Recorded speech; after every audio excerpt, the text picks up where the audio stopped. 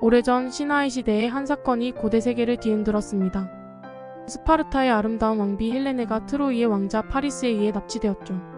이 사건은 그리스 전역을 분노로 물들이며 수많은 영웅들과 신들이 얽힌 전설적인 전쟁으로 이어집니다.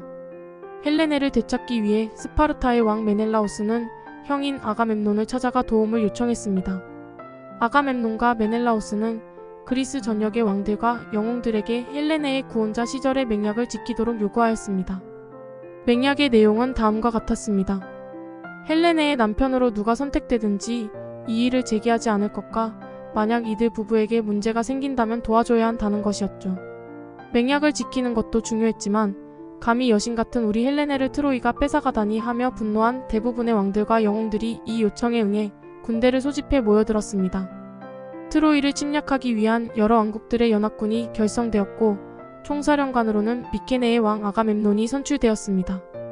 그는 헬레네를 되찾기 위한 것이라는 전쟁의 명분에서 당사자인 메넬라오스의 형이라는 가족적 연결고리를 가지고 있었고 또 당시 그리스에서 가장 강력한 왕국의 지도자였기 때문이었습니다.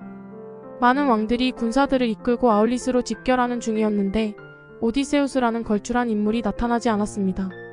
아가멤논은 팔라메데스를 이타카로 보내어 오디세우스를 데려오도록 하였습니다.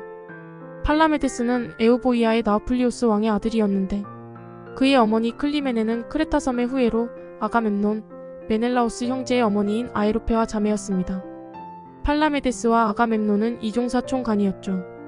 팔라메데스는 현자 케이론의 제자였는데 뛰어난 머리로 여러 가지를 발명한 것으로 유명했습니다. 고대 그리스의 알파벳 글자 중에서 11개를 만들었고 숫자, 저울, 동전, 주사위 등을 발명했다고 합니다. 또 병사들의 소일거리로 장기놀이도 고안했다고 합니다. 한편 오디세우스는 헬레네와 사촌인 페넬로페와 결혼하여 어린 아들 텔레마코스를 낳고 평화로운 생활을 하는 중이었는데 전쟁에 참전하면 오랫동안 방황하여 20년이나 뒤에 집으로 돌아올 것이라는 신탁을 받은 적이 있었습니다. 그는 과거 헬레네의 구원자였었기에 참전의 의무가 있었지만 이를 피할 생각이었죠. 팔라메데스 일행들이 찾아오자 오디세우스는 미친 척 연기를 했습니다. 나귀와 황소의 쟁기를 매달고 해변에 모래밭을 갈고 소금을 뿌렸죠. 나귀와 황소의 조합, 흙밭 대신 모래밭, 씨앗 대신 소금. 미친 척을 너무 완벽하게 하면 더 의심스럽겠죠? 더구나 상대는 머리 좋기로 유명한 팔라메데스였죠. 팔라메데스는 그의 광기를 의심하여 오디세우스의 갓난아들인 텔레마코스를 쟁기가 향하는 곳에 놓았습니다. 그러자 오디세우스는 쟁기를 아들에게서 돌릴 수밖에 없었고 결국 연기임을 들켜버렸습니다. 할 수 없이 오디세우스는 병사를 모아 참전하게 되었고 이 일로 팔라메데스에게 깊은 원한을 품게 되었습니다. 아가멤논은 지략이 뛰어난 팔라메데스 외에도 예언 능력이 뛰어난 칼카스라는 사람을 조언자로 두었는데 그는 아폴론 신전의 사제였던 테스토르의 아들로 아폴론의 축복으로 예언력을 얻었다고 합니다.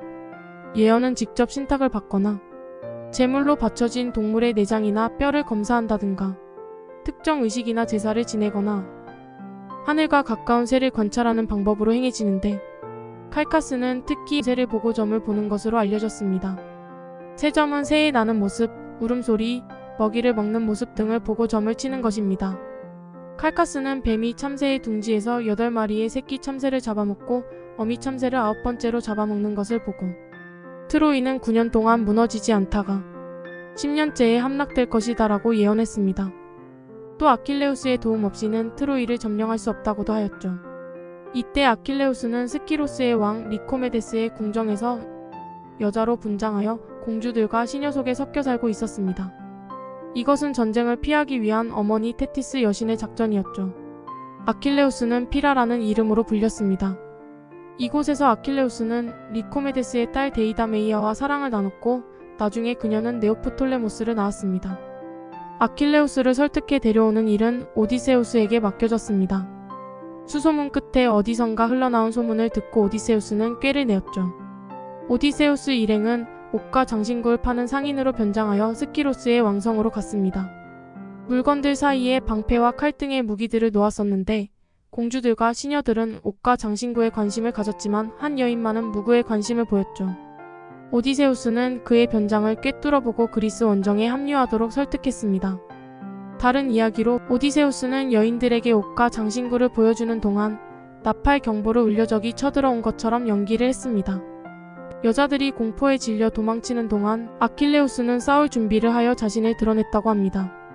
아킬레우스는 헬레네의 구원자가 아니었기에 참전의 의무는 없었습니다.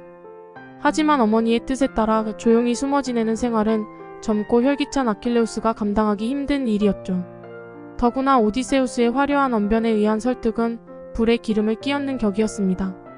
결국 아킬레우스는 전쟁에 참여하기로 결정하였습니다. 운명이었죠. 자신의 운명을 수용하고 최고의 영웅으로서의 명예를 얻겠다는 의지의 표현이었습니다. 이제 그의 마음은 조급해졌습니다. 일찍 죽을 것을 알기 때문이었죠.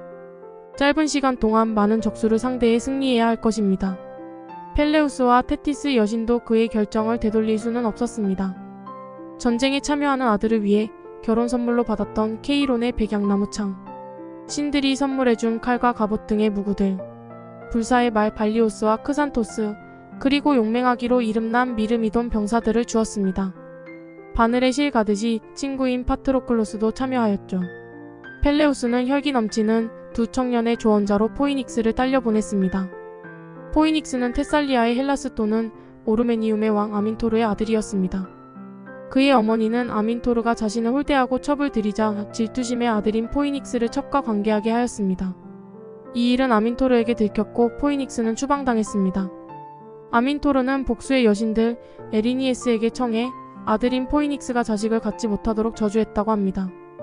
고향을 떠나 그는 펠레우스가 왕으로 있는 프티아로 왔고, 펠레우스는 그에게 돌로피아라는 지역을 다스리게 하였습니다. 일종의 왕과 영주의 관계였죠. 저주의 영향이었는지 자식이 없었던 포이닉스는 어린 아킬레우스를 총애하여 그를 도맡아 키웠다고 합니다. 아킬레우스와 오디세우스는 전투력과 전략적 지혜를 대표하는 그리스 연합군에서 중요한 인물들이었습니다. 두 사람이 합류한 그리스 연합군은 트로이를 침략할 준비를 마쳤습니다. 그들은 출항을 위한 제사를 지내며 신들의 축복을 구했습니다. 이제 그리스 연합군의 배들이 트로이를 향해 출항하면서 전설 속의 전쟁이 시작됩니다. 전설 속의 전쟁이 시작됩니다. 전쟁이 시작됩니다. 바람이 일지 않아 출항을 할 수 없었습니다. 연합군은 바람이 불어 출항하기를 기다리고 기다렸지만 바다는 계속 고요하였죠. 예언자 칼카스가 불려왔습니다. 그는 아르테미스 여신이 분노하였다. 이 분노는 아가멤논이 아울리스에 머물며 사냥을 즐길 때 여신의 신성한 숲에서 아끼던 사슴을 죽였기 때문이다. 여신을 달래기 위해서는 아가멤논의 맞다를 제물로 바쳐야 한다고 하였습니다. 여러분이 아가멤논의 상황이었다면 어떻게 했을까요? 딸과 가족을 위해 자신이 소집한 여러 왕들과 영웅들에게 군사들을 이끌고 다시 집으로 돌아가라고 할 수 있었을까요? 아가멤논은 처음에는 당연히 거절하였지만 많은 왕들과 병사들의 압력에 결국은 수락할 수밖에 없었습니다. 그는 아내인 클리타임네스트라에게 사람을 보내 맏딸 이피게네이아를 데려오게 하였습니다. 사실을 이야기하면 오지 않을 것이 뻔하였기에 아킬레우스와의 결혼을 핑계로 오게 하였죠. 막상 모녀가 도착했을 때 기대는 절망으로 바뀌었습니다. 아킬레우스는 자신의 이름을 팔아서 이피게네이아를 데려온 사실을 몰랐다가 나중에 알고 분노하였습니다. 오히려 이피게네이아를 보호하려고 하였습니다. 필요하다면 그리스 군대와 맞서 싸우려고까지 하였죠. 하지만 천하무적의 아킬레우스라도 전쟁을 갈망하는 그리스군 전체의 의지를 꺾을 수는 없었습니다. 이피게네이아의 희생은 피할 수 없는 운명이었고 그녀는 이것이 신의 뜻이라면 날 제물로 바쳐라. 내가 준 이 선물이 당신들에게 성공을 가져다 주길 바란다며 희생을 받아들였습니다. 어린 처녀의 용기와 선량함에 감동하였는지 이피게네니아가 제물로 바쳐져 죽음을 당할 순간 아르테미스 여신은 사슴 한 마리를 그녀와 바꿔치기 하였고 그녀를 타우리스의 여신의 신전으로 데려가 사제로 삼았습니다. 이 일로 클리타임네스트라는 남편 아가멤논에게 원한을 품게 되었습니다. 아무튼 여신의 분노가 사라지자 아울리스의 바다에서는 바람이 일기 시작했고 그리스 연합군들은 출항할 수 있었습니다. 여기까지 연합군의 결성과 영웅들의 합류, 그리고 이피게네이아의 희생 등의 트로이로의 출항까지의 내용이었습니다. 다음 편에서는 출항 후의 이야기로 이어집니다. 기대해주세요.